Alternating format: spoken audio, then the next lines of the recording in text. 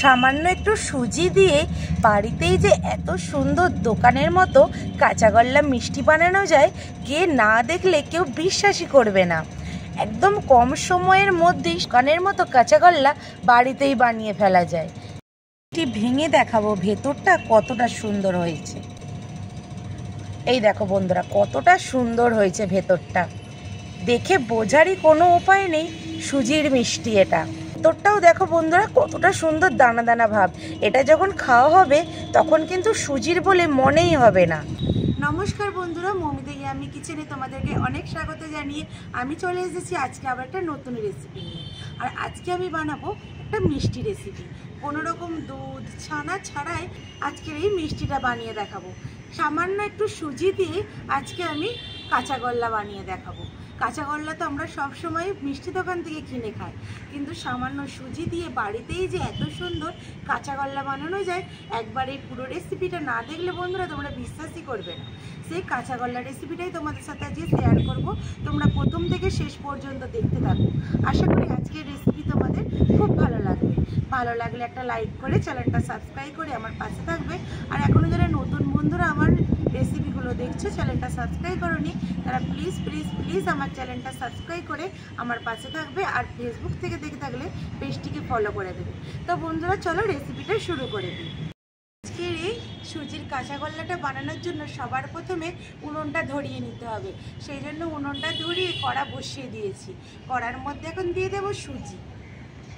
আর এখানে আমি বাটি মেপে 1 বাটি সুজি নিয়েছি। 1 বাটি সুজি থেকে আজকে আমি অনেকগুলো কাঁচাগোল্লা বানাবো। এখন শুকনো কড়ায় সুজিটা আমি ভেজে নেব। সুজিটাকে একদম হালকা আছে খুব ভালো করে ভেজে নিতে হবে। আর সুজিটা না ভাজা হলে মিষ্টি থেকে একটা সুজির কাঁচা গন্ধ বেরোবে।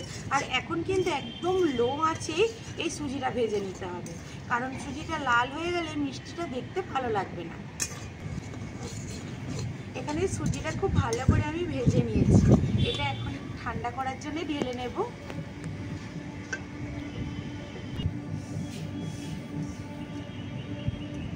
সুজিটা ঠান্ডা হতে হতে আমি একটা চিনির সিরা বানিয়ে নেব। এখানে নিয়েছি 1/2 বাটি চিনি। যতটা সুজি নেবে তার একটু কম পরিমাণে চিনিটা নিতে হবে। কড়ার মধ্যে দিয়ে দেব।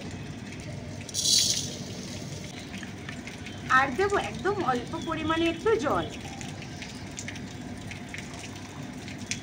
একটা পাতলা শিরা বানিয়ে নেব, খুব বেশি আঠালো লাগবে না। এই চিনিটা গলে গেলেই শিরাটা হয়ে যাবে। বন্ধুরা এখানে চিনির শিরাটাও হয়ে গেছে। আর খুব বেশি পাতলাও নয় আর খুব বেশি আঠালো নয়, এইরকম ঠিক হবে চিনির শিরাটা। দেখো খুন্তি দিয়ে যখন পড়ছে কিন্তু তখনই মনে হচ্ছে খুব বেশি পাতলা নয়। এখন চিনির শিরাটা একটা বাটির মধ্যে ঢেলে নেব।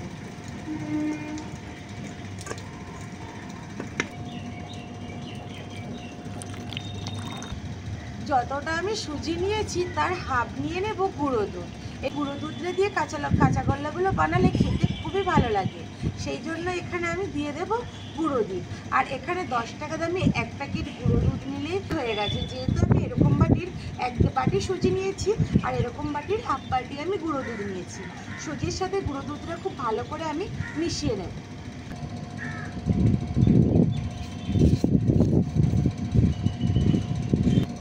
সুজির মধ্যে গুঁড়ো দুধটা নিয়েছি, খুব ভালো করে এবার আমি এটাকে মাখিয়ে নেব। ভালো করে মাখিয়ে নিয়েছি। এবারে যে চিনির সিরাটা করে রেখেছিলাম এই সুজির মধ্যে দিয়ে ভালো করে একটা মাখিয়ে ডো বানিয়ে নেব। চিনির সিরাটা এখন অল্প অল্প করে দেব আর ভালো করে সুজির সাথে মিশিয়ে নেব। আবারও একটু চিনির সিরা দিয়ে দেব। একবারে চিনির সিরাটা দিলে হবে না, অল্প অল্প করে দিয়ে মাখিয়ে নিতে হবে।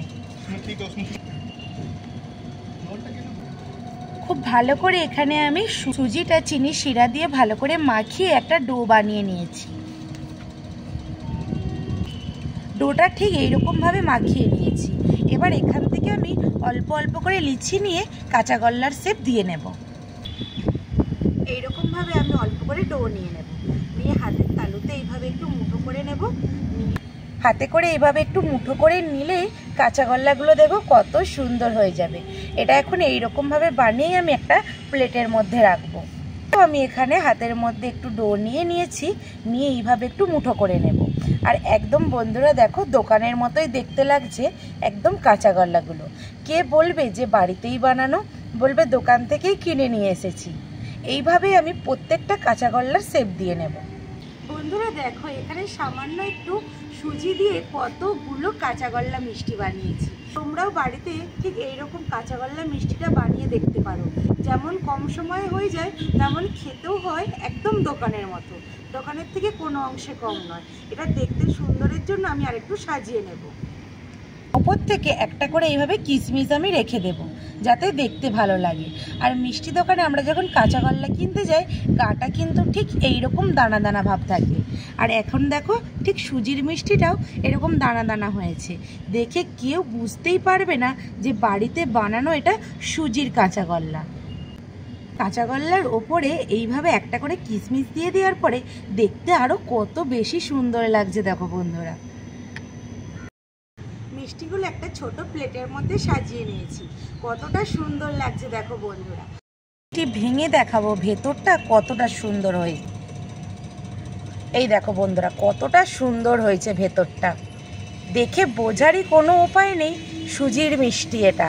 কতটা সুন্দর কাঁচা গল্লাটা হয়েছে দেখো। ভেতরটাও দেখো বন্ধুরা কতটা সুন্দর দানা দানা ভাব। এটা যখন খাওয়া হবে তখন কিন্তু সুজির বলে মনেই হবে না। আর আজকের এই কাঁচাগোল্লা মিষ্টিটা কেমন হয়েছে অবশ্যই কমেন্ট করে জানাবে। ভালো লাগলে একটা লাইক করে চ্যানেলটা সাবস্ক্রাইব করে পাশে থাকবে। দেখা হবে একটা নতুন কোনো রেসিপিতে। ততক্ষণে টাটা।